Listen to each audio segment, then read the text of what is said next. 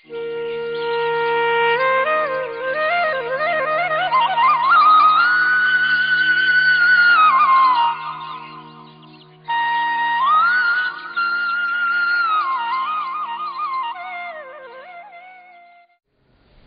श्लोक. प्रतिबंधोस्ति भातीति व्यवहारार्ह वस्तुनि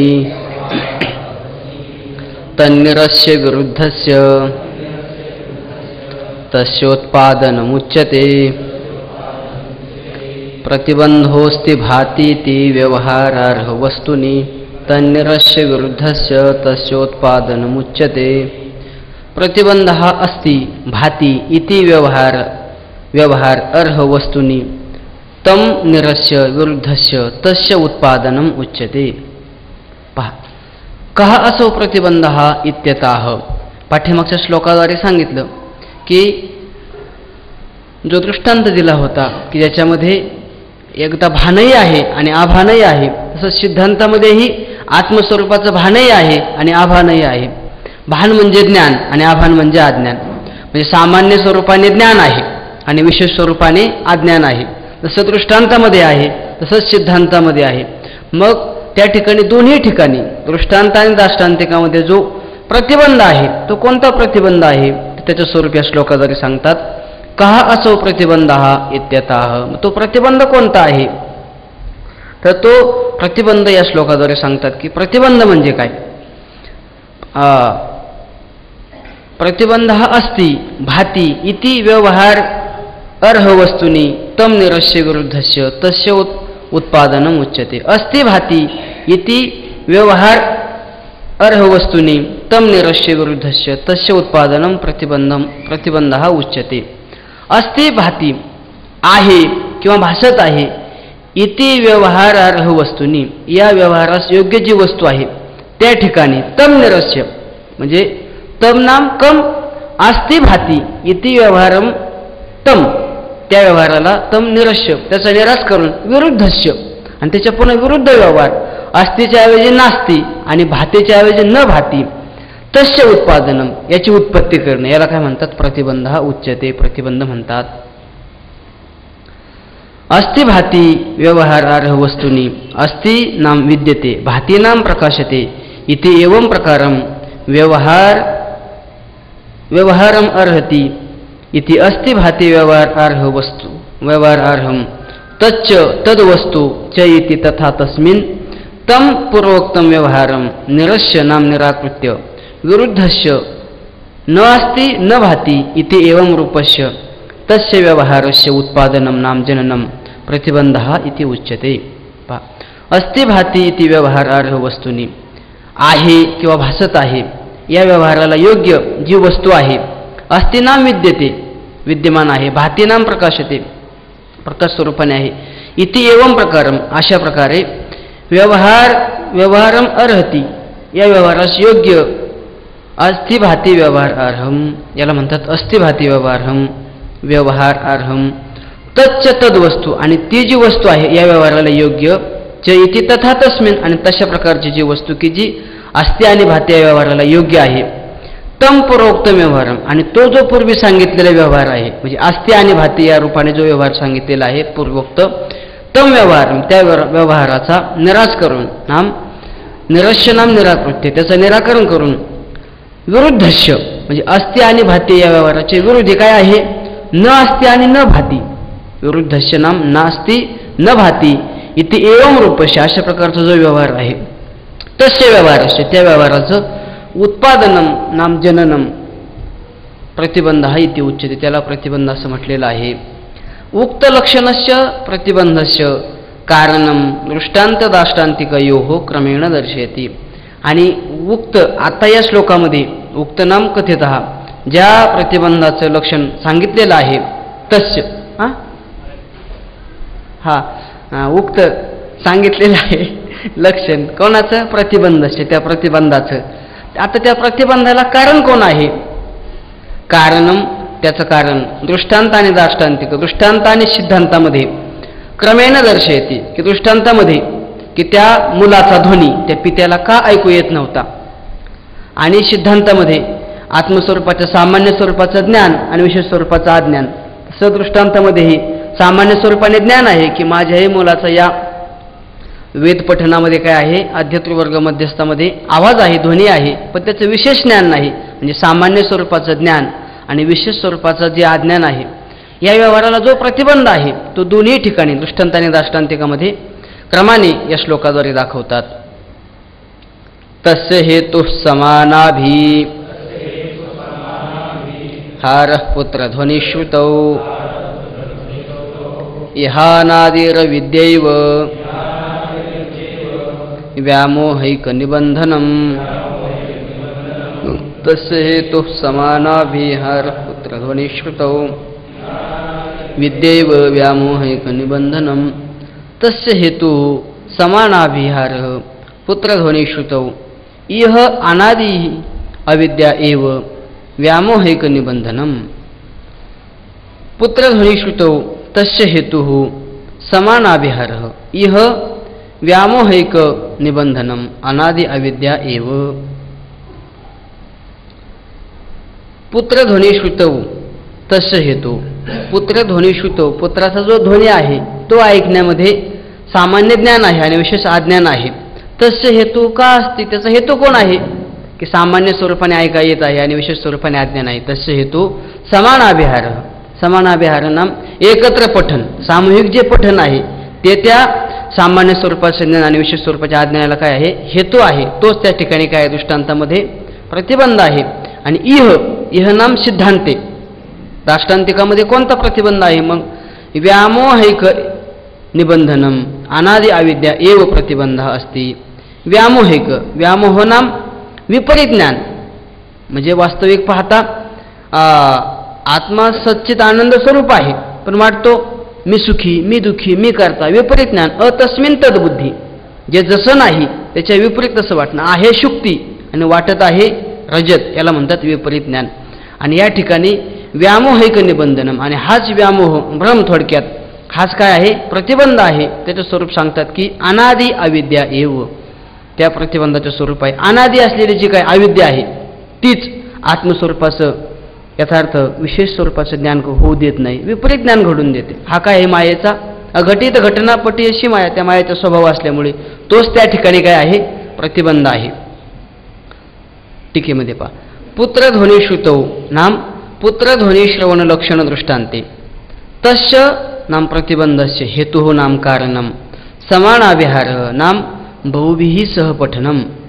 इह नाम दाष्टांतिके व्यामोहैक निबंधनम नाम व्यामोहानाम नाम विपरीत ज्ञानानाम एकम निबंधनम नाम मुख्यम कारणम.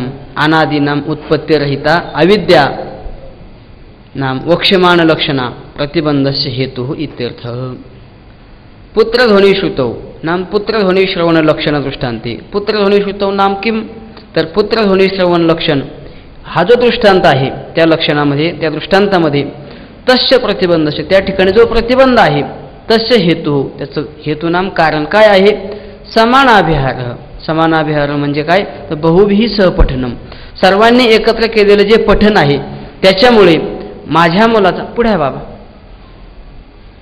की पुढे आहे इकडे, माझ्या मुलाचा हा आवाज आहे असं विशेष स्वरूपाचं ज्ञान न होणं हा त्या ठिकाणी काय आहे, प्रतिबंध आहे. इह नाम दाष्टांतिके, सिद्धांतामध्ये कोणता प्रतिबंध आहे तर सांगतात की व्यामोहैक निबंधनम नाम व्यामोहानाम विपरीत ज्ञानानाम. व्यामोह म्हणजे विपरीत ज्ञान, आणि त्या विपरीत ज्ञानानाम एकम निबंधनम, विपरीत ज्ञान हेच काय आहे, निबंधनम ना मुख्य कारणम. हाच काय विपरीत ज्ञानांचं मुख्य कारण कोण आहे की अनादि नाम उत्पत्ती रहित असलेली जी अविद्या, की जिचं आम्ही स्वरूप पुढे सांगणार आहे. वक्ष्यमाण लक्षण हा, की ज्या अविद्याचे स्वरूप आम्ही पुढे सांगणार आहोत, ती अविद्या या ठिकाणी सिद्धांतामध्ये काय आहे, प्रतिबंध रूपाने आहे. प्रतिबंधस्य हेतू, त्या प्रतिबंधाचा सिद्धांतामध्ये हेतू कोण आहे, अविद्या, की जी आहे उत्पत्ती रहित, तिचे स्वरूप आम्ही पुढे सांगणार आहे इत्यर्थ. इदानीम प्रतिबंध हेतुभूत भूताम अविद्याम प्रतिपादयितुम तन्मूलभूताम प्रकृतीम व्युत्पादयति. आता यानंतर प्रतिबंध हेतुभूत असलेली जी अविद्या, प्रतिबंध हेतुभूताम अविद्याम प्रतिपादयितुम, त्या प्रतिभूत असलेल्या अविद्येचं प्रतिपादन करण्याकरता तन्मूलभूतां प्रकृती उत्पादयती, त्या अविद्येची जी मूलभूत प्रकृती आहे तिचं व्युत्पादन कथन करतात पुढच्या श्लोकाच्या द्वारे. चिदानंदमय ब्रह्म प्रतिबिंब समन्विता तमोरजसत्वगुणा प्रकृतिर्द्विविधा च सा. चिदानंदमय ब्रह्म प्रतिबिंब समन्विता तमोरजसत्वगुणा प्रकृतिर्द्विविधा च सा. चिदानंदमय ब्रह्म प्रतिबिंब समन्विता तमोरजसत्वगुणाः प्रकृतिः द्विविधा च सा. चिदानंदमय ब्रह्म प्रतिबिंब समन्विता तमोरजसत्वगुणाः प्रकृतिः सा च द्विविधा. चिदानंदमय ब्रह्म, चिदानंद स्वरूप जे ब्रह्म आहे त्याचं प्रतिबिंब समन्विता, त्याच्या प्रतिबिंबाने समन्विता नाम युक्ता, युक्त असलेली तमोरज सत्वगुण हा प्रकृती. तमरज आणि सत्वगुणाची जी साम्य अवस्था आहे तिला काय म्हटलेलं आहे? प्रकृती ही. सा च द्विविधा, च सा द्विविधा, आणि ती जी प्रकृती आहे ती दोन प्रकारची आहे. द्विविधा नाम द्विप्रकार. यत् सच्चिदानंद रूपम ब्रह्म तस्य प्रतिबिंबेन नाम प्रतिछायया समन्विता नाम युक्ता तमोरज सत्वगुणा नाम सत्वरज तमोगुणा नाम साम्यावस्था या सा प्रकृती इति उच्यते. सा च द्विविधा नाम द्विप्रकारः भवति. चकाराद वक्ष्यमानं प्रकारांतरं सूचयति. यत् सच्चिदानंद रूपम ब्रह्म, जे सच्चिदानंद रूप ब्रह्म आहे तस्य प्रतिबिंबेन नाम प्रतिछायया, त्याच्या प्रतिबिंबाने नाम प्रतिछायेने समन्विता नाम युक्ता, युक्त असलेली तमोरज सत्वगुणा नाम सत्वरज तमोगुणा नाम साम्यावस्था. तमोरज सत्वगुणा म्हणजे तमरज आणि सत्वगुणाची जी काही साम्य अवस्था या जी आहे सा प्रकृती इति उच्यते. तिलाच काय म्हटलेलं आहे? प्रकृती असं म्हटलेलं आहे. सा च द्विविधा, च सा द्विविधा, आणि ती जी प्रकृती आहे ती द्विविधा नाम द्विप्रकार हा भवती. ती प्रकृती दोन प्रकारची आहे. चकारात वक्ष्यमानं प्रकारांतरम सूचयते, आणि त्या ठिकाणी जो च आहे च, तर तो चकार जो आहे तो वक्ष्यमानं प्रकारांतरम सूचयते. जो काय अन्य प्रकार आहे या दोनपैकी, दोनपेक्षा तो अन्य प्रकार प्रकारांतरम च शब्देन सूचयते. त्या शब्दाच्या द्वारे अन्य प्रकाराचं काय करतात? सूचन करतात, कथन करतात. सहेतुकम द्वैविध्यम एव दर्शयते, आणि सहेतुक हेतूना सहितम, ते हेतूच्या सहित द्वैविध्यम एव दर्शयते. कस्य द्वैविध्यम? त्या प्रकृतीचं वैविध्य हेतूसहित दाखवतात पुढच्या श्लोकाच्या द्वारे. सत्वशुद्ध विशुद्धीभ्याम माया विद्येच ते मते मायाबिंबो वशीकृत्य तां स्यात् सर्वज्ञ ईश्वरः. सत्वशुद्ध विशुद्धीभ्यां माया विद्येच ते मते मायाबिंबो वशीकृत्य तां स्यात् सर्वज्ञ ईश्वरः. सत्वशुद्ध विशुद्धीभ्यां माया विद्ये च ते मते मायाबिंब वशीकृत्य तां स्यात् सर्वज्ञ ईश्वरः. अन्वय पहा. सत्वशुद्ध विशुद्धीभ्यां ते च माया विद्ये मते मायाबिंब तां वशीकृत्य सर्वज्ञ ईश्वरः स्यात्. सत्वशुद्ध अविशुद्धीभ्यां ते च माया विद्ये मते.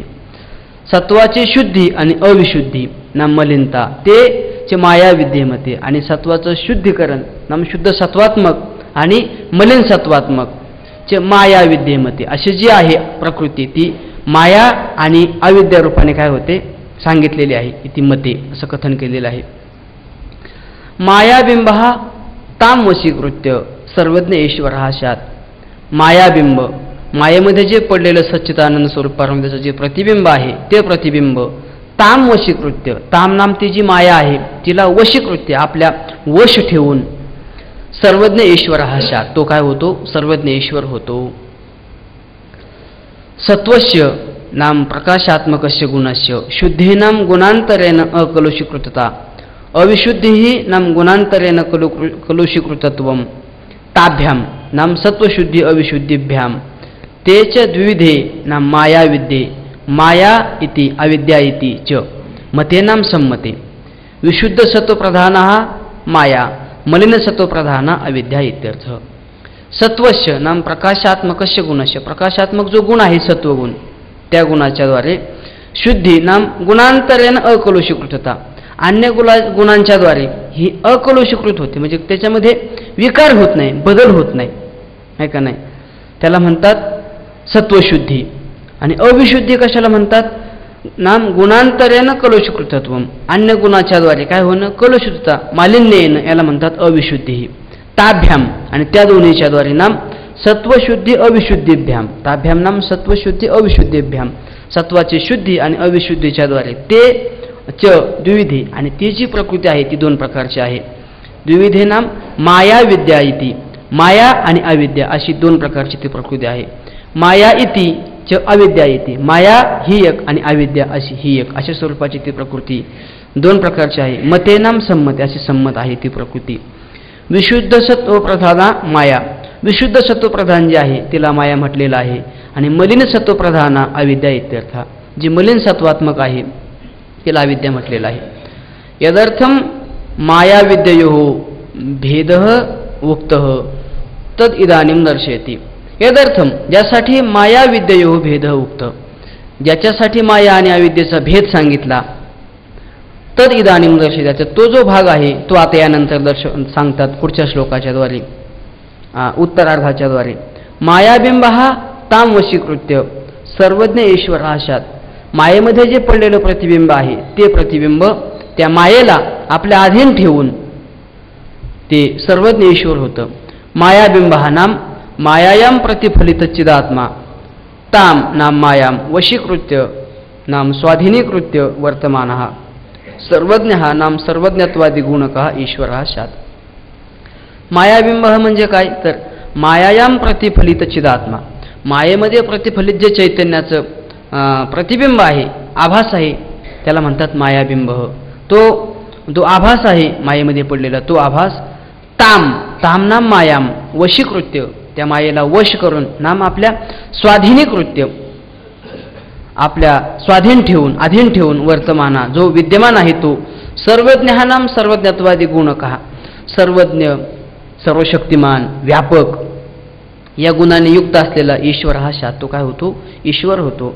आता हे झालं मायेमध्ये पडलेलं प्रतिबिंबाचं स्वरूप. आता अविद्येमध्येही एक प्रतिबिंब पडलेलं आहे, त्याच्या स्वरूपाचं कथन पुढच्या श्लोकाद्वारे करतात. अविद्या वशगस्त्वन्यत् तद्वैचित्र्यादनेकधा साकारण शरीरं स्यात् प्राज्ञस्तत्राभिमानवान्. अविद्या वशगस्त्वन्यस्तद्वैचित्र्यादनेकधा साकारण शरीरं स्यात् प्राज्ञस्तत्राभिमानवान्. अविद्या वशगः तु अन्यः तद्वैचित्र्यात् अनेकधा सा कारण शरीरं स्यात् प्राज्ञः तत्राभिमानवान्. अविद्यावशगः तु अन्यः तद्वैचित्र्यात् अनेकधा सा कारण शरीरं तत्राभिमानवान् प्राज्ञः स्यात्. अविद्यावशगः तु अन्यः, अविद्येच्या अधीन आहे. अविद्यावशगः तु अन्यः, तू नाम पहिला जो सांगितलं होता की ज्याच्या अधीन माया आहे, आणि हा काय आहे, अविद्येच्या अधीन आहे, म्हणजे त्या पहिल्याहून हा काय तू नाम विलक्षण दाखवलेला आहे. अविद्यावशक हा अविद्येच्या अधीन आहे का नाही, आणि अन्य आहे. अन्य हा तद्वैचित्र्यात, अन्य असून तो काय तद्वैचित्र्यात, त्याची अनेकता आहे, विचित्रता आहे, बाहुल्य आहे, अनेकदा तो अनेक प्रकारचा आहे. सा कारण शरीरम तत्र अभिमानवान प्राज्ञः स्यात्. आणि तो जो अविद्येच्या अधीन आहे तो त्याचे तीन प्रकार आहेत औपाधिक स्वरूपाने. मग त्या ठिकाणी स्थूल देह असेल, सूक्ष्म देह असेल आणि कारण देह असेल, या तिन्ही देहाचा अभिमान धरून तो जीवात्मा, त्याचे तीन प्रकार पडतात. त्या ठिकाणी जो पहिला प्रकार आहे सा कारण शरीरम तत्र अभिमानवान प्राज्ञः स्यात्, आणि तो जो जीवात्मा आहे की जो कारण शरीराचा अभिमान धारण करतो, मग त्या ठिकाणी त्याला तत्र अभिमानवान प्राज्ञः स्यात्, त्या ठिकाणी जो अभिमानी आहे त्याला प्राज्ञ म्हटलेलं आहे. आता याचं पुढचं जे स्पष्टीकरण आहे ते पुढे पुढे येणार आहे. पहा, अविद्यावशगः नाम अविद्यायां प्रतिबिंबत्वेन स्थितः तत्परतंत्रः तू चिदात्मा अन्यः जीवः स्यात्. सच तद्वैचित्र्यात् नाम तस्याः नाम अविद्यायाः उपाधिभूतायाः वैचित्र्यात् विशुद्धी तारतम्यात अनेकधा नाम अनेक प्रकारः नाम देवतिर्यगादि भेदेन विविधा भवति इत्यर्थ। अविद्यावशकः नाम अविद्यायां प्रतिबिंबत्वेन स्थितः तत्परतंत्रः, अविद्येमध्ये प्रतिबिंब रूपाने स्थित असलेला विद्यमान असलेला आणि पुन्हा तत्परतंत्र, तत् नाम अविद्येच्या अधीन असलेला अविद्येमुळे पराधीन झालेला तत्परतंत्र हा तू चिदात्मा, जो तू नाम पहिल्यापेक्षा हा जो विलक्षण चिदात्मा आहे चिदात्मा, अन्य हा आणि पुन्हा अन्य आहे जीव हा शात, तो काय आहे जीव आहे, अन्य म्हणजे जो पहिला सांगितला होता त्याच्याहून हा काय आहे अन्य आहे वेगळा आहे, जीव हा शात हा जीव आहे आणि तो ईश्वर आहे, सच आणि तो जो आहे तद्वैचित्र्यात, तद्वैचित्र्यांना तस्याः अविद्यायाः उपाधिभूतायाः वैचित्र्यात, अविद्येचं जी उपाधी आहे त्या उपाधीच्या तिच्या वैचित्र्यामुळे उपाधी तस्याः अविद्याया हा तेच की मग उपाधिभूतायाः अविद्याः वैचित्र्यात, उपाधिभूत असलेली जी अविद्या आहे तिच्या वैचित्र्यामुळे नाम विशुद्धी तारतम्यात, विशुद्धी तारतम्याच्या द्वारे अनेकधा नाम अनेक प्रकारः देवतिर्यगादि भेदेन विविधा भवति, तो जो जीव आहे उपाधीच्या अनेक प्रकारामुळे वैचित्र्यामुळे अनेक प्रकारचा होतो. मग कसा होतो? देव तिर्यक आदी भेदेन तो दोन अनेक प्रकारचा होतो इत्यर्थ. यथा मुंजादिशिका एवं आत्मायुक्त्या समुद्धृतः शरीरत्रितया धीरहि परम ब्रह्म एव जायते इति उत्तरत्र शरीरत्रितयात् विवेचितस्य जीवस्य परब्रह्मत्वं वक्ष्यति. तत्र तानि कानि त्रीणि शरीराणि तत्तत् उपाधिकः वा जीवः किं रूपा भवति इति आकांक्षायां तत्सर्वं क्रमेण उत्पादयति. यथा मुंजात ईशिका एवं आत्मायुक्त्या समुद्धृतः, ज्याप्रमाणे यथा मुंजात ईशिका मुंजा नावाचं जे गवत आहे त्या गवताचं जे मधला जो कोमल दर्भ आहे तो जसा युक्तीने एक एक पाकळीचं छेदन करून तो युक्तीने वेगळा काढला जातो. आणि ती आता आपल्याला मुंजा माहिती नाही, ईशिका माहिती नाही. थोडक्यात आम्हाला आपलं वाघ महाराजांनी मक्याचं कणीस सांगितलं होतं. मक्याचं कणीस आपण कसं युक्तीने एक एक पान वेगळं काढून आतमधले कणीस वेगळं काढतो, तद्वत असं पण चालेल. असं युक्तीने जसं ते मक्याचं कणीस आपण वेगळं काढतो तद्वत, किंवा मुंजात ईशिका विच्यते त्याचं वेगळीकरण केलं जातं तद्वत, युक्त्या आत्मा समुद्रता, युक्तीने या पंचकोशाहून किंवा देहत्रयाहून आत्मा काय केला पाहिजे?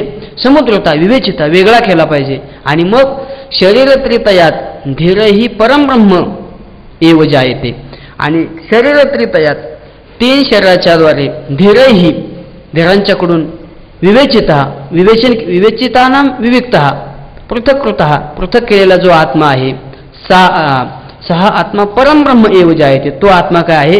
परब्रह्म स्वरूप आहे. म्हणजे थोडक्यात दृग्दृश्य विवेक केला की काय होतो? तो आत्मा परब्रह्म स्वरूप होतो. इति उत्तरत्र शरीरत्रितयात विवेचितस्य जीवस्य परब्रह्मत्वं वक्ष्यति. आणि इति उत्तरत्र आणि यानंतर शरीरत्रितयात विवेचितस्य जीवस्य, शरीर जे काही तीन शरीर आहेत स्थूल सूक्ष्म आणि कारण किंवा जे पंचकोश आहेत या पंचकोशातून विवेचित वेगळा केलेला जो जीवात्मा आहे जीवस्य परब्रह्मत्वं वक्ष्यति, त्या जीवाचं परब्रह्मत्व पुढे सांगणार आहे तो वक्ष्यति. आता पुन्हा प्रश्न येतो की तीन शरीराहून त्या जीवात्म्याला वेगळं काढायचं, म्हणजे ती शरीरं कोणती? काणीच्या ताने त्रिणी शरीराने, ती तीन शरीरं कोणती? तत्र ताणी काणी त्रिणी शरीराने, ती कोणती तीन शरीरं आहेत? अशी जर कोणाच्या मनामध्ये शंका आली तर ग्रंथकार सांगतात ती शरीर पुढच्या या श्लोकाच्या उत्तरार्धाने आणि पुढेही सांगतात. तत्तद उपाधिका वा जीवा किम रूपा भवति इति आकांक्षायां तत्सर्वं क्रमेण व्युत्पादयति. आणि तत्तद उपाधिका त्या त्या शरीराचा किंवा त्या उपाधिभूत शरीराचा अभिमान घेतलेला जो जीव आहे किम रूपा भवति, तो कोणत्या स्वरूपाने युक्त होतो त्या उपाधीचा अभिमान धारण करून, अशी जर कोणाला आकांक्षा इच्छा उत्पन्न झाली तर तत्सर्वं क्रमेण व्युत्पादयति ग्रंथकार. त्या सर्वांचं क्रमाने कथन ग्रंथकार करतात. सहा कारण शरीरम तत्राभिमानवान प्राज्ञाशात. आणि सा नाम अविद्या कारण शरीरम नाम स्थूल सूक्ष्म का शरीरादि कारणभूतम प्रकृती अवस्था विशेषत्वात् कारणम उपचारात शिर्यते तत्वज्ञानात विनश्यति च इति शरीरंशात तत्र नाम कारणशरीरे अभिमानवान नाम तादात्म्याध्यासेन अहम इति अभिमानवान जीवः प्राज्ञः नाम प्रज्ञः अविनाशी स्वरूपा अनुभवरूपा यस्य स प्रज्ञः प्रज्ञः एव प्राज्ञः एतन्नामकः स्यात् इत्यर्थः. आता याच्यामध्ये ते मांडुक्य उपनिषदामध्ये जे आलेलं आहे स्पष्टीकरण ते सगळं इथे आलेलं आहे. जवळजवळ महाराज सांगायचे की जे मांडुक्य उपनिषदाचं जे स्पष्टीकरण आहे ते सगळं या थोडक्यामध्ये इथं विद्यारण्य स्वामीजींनी आणलेलं आहे. आता आपल्याला सांगायला वेळ नाही आणि मला येत नसल्यामुळे मी सांगत नाही, पुढे जातो. सा नाम अविद्या, ती जी अविद्या आहे पुन्हा ती अविद्या कारण शरीरम, ती काय हे कारण आहे कोणाचं स्थूल सूक्ष्म शरीरादी कारण उत्तम. स्थूल सूक्ष्म आणि कारण हे जे काही तीन शरीर आहे सूक्ष्म आणि स्थूल शरीराचे जे कारणभूत कोण आहे ती अविद्या कारणभूतम. तिलाच काय म्हटलेलं आहे प्रकृती अवस्था विशेषत्वात. ती प्रकृतीची काय एक विशेष अवस्था असल्यामुळे कारणम तिला कारण म्हटलेलं आहे. उपचारात शिर्यते असा उपचार केलेला आहे कारण म्हणून असा. आणि शिर्यते तत्वज्ञानात विनश्यती. शिर्यते नाम तत्वज्ञान झालं की त्या कारण स्वरूप असलेल्या अविद्येचा काय होतो नाश होतो. तत्वज्ञानात विनश्यती त्याचा नाश होतो. च इति शरीरंशात. बरोबर ना.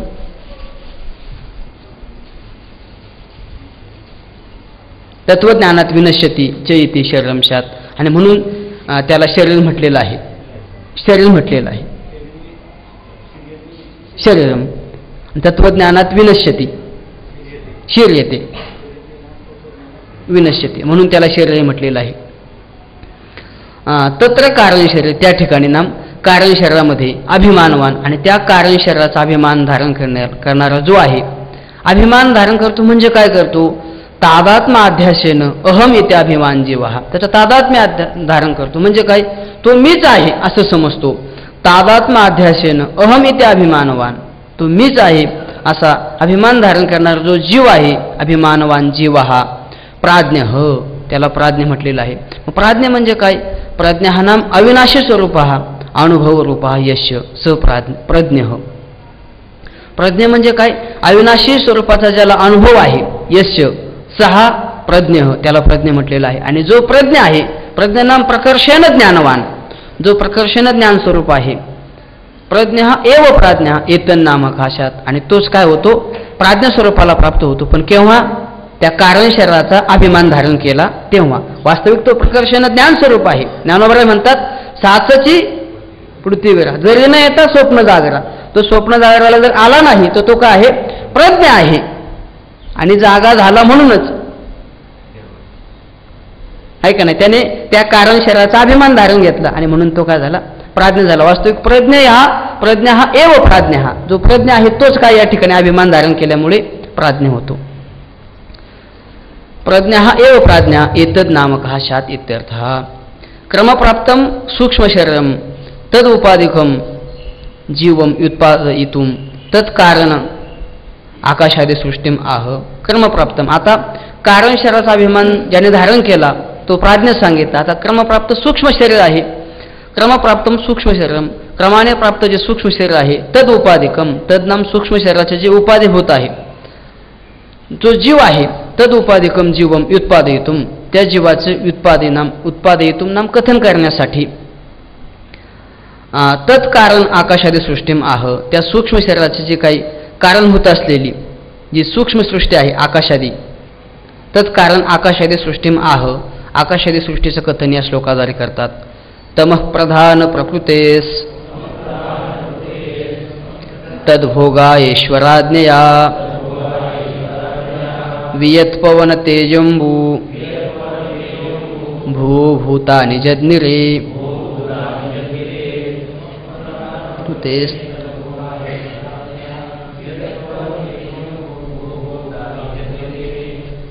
आता या श्लोकामध्ये तमप्रधान जी काही प्रकृती आहे त्या प्रकृतीपासून सूक्ष्म पंचमहाभूतांची कशी उत्पत्ती होते याचं कथन या श्लोकाद्वारे करतात.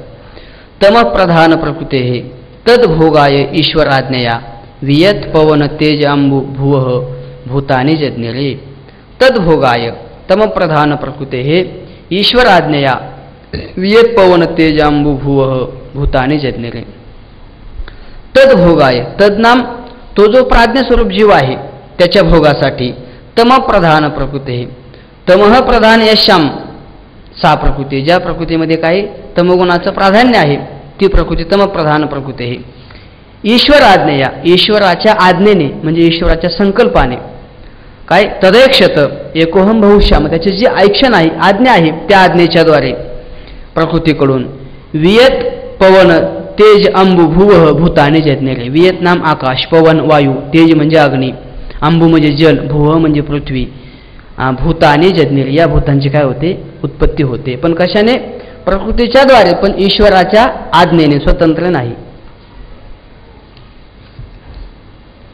तद्भोगाय नाम तेषां प्राज्ञानां भोगाय, भोगाय नाम सुख दुःख साक्षात्कार सिद्धये तमप्रधान प्रकृतेः नाम तमोगुण प्रधानायाः प्रकृतेः पूर्वोक्तायाः उपादानकारणभूतायाः सकाशात ईश्वराज्ञया.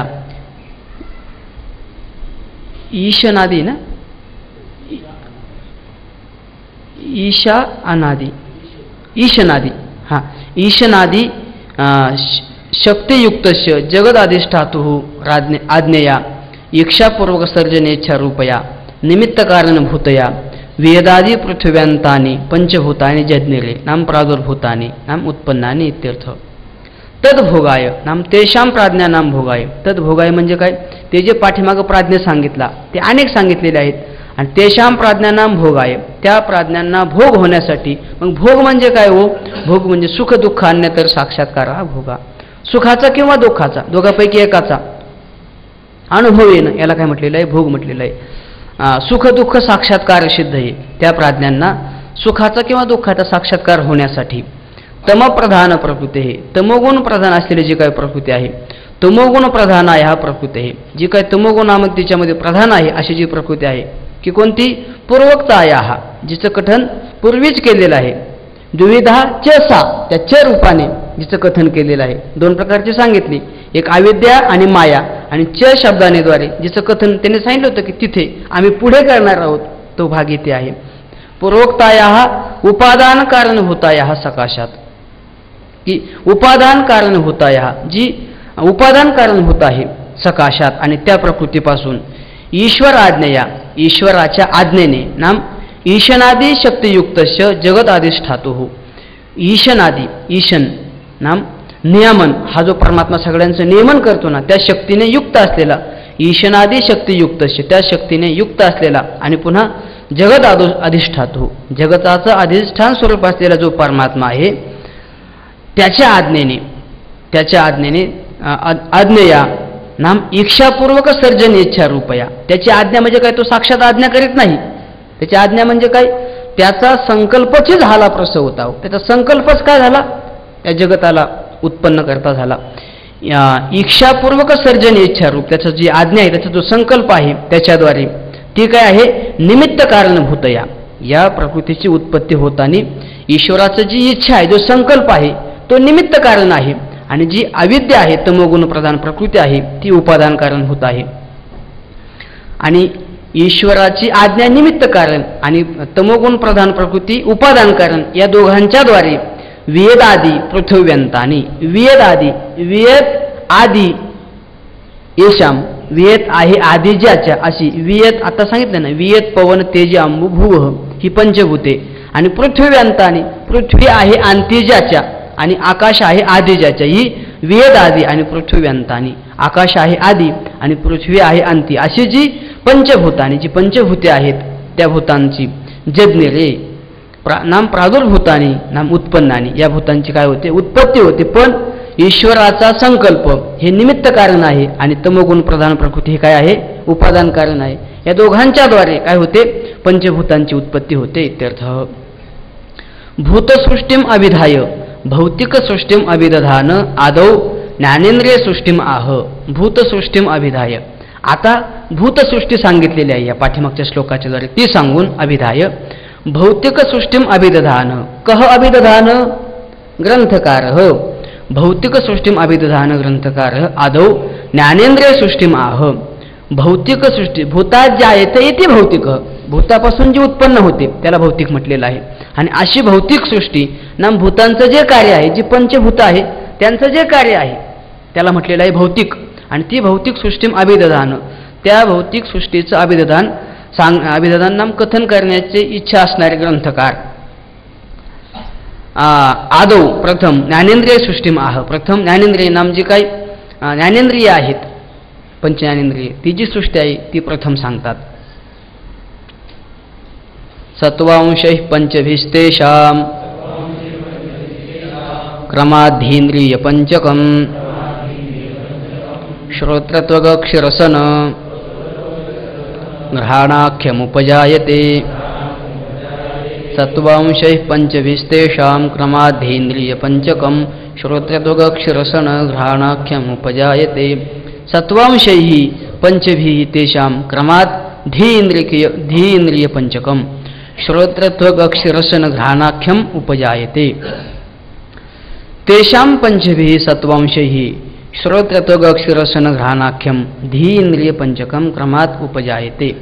तेषां पंचभिः, ती जी पंचभूत आहेत त्या पंचमहाभूतांपासून त्यांचे जे काही सत्वांश आहेत, सत्वांशैः सत्वांशापासून श्रोत्र त्वग अक्ष रसन घ्राणाख्यम, श्रोत्र त्वचा त्वग अक्ष म्हणजे चक्षु, रसन रसनेंद्रिय आणि घ्राणेंद्रिय नावाची जी काही धींद्रियम नाम ज्ञानेंद्रियम पंचकम क्रमात उपजायते. क्रमाक्रमाने काय होतात, उत्पन्न होतात. क्रमाने म्हणजे कसं, आकाशापासून श्रोत्र आहे का नाही, अशी क्रमाने प्रत्येक भूतापासून प्रत्येक भूताचे, आता हे पुढे सांगणारच आहेत कोणापासून कोणाची उत्पत्ती होते, असं क्रमात उत्पन्न होतात.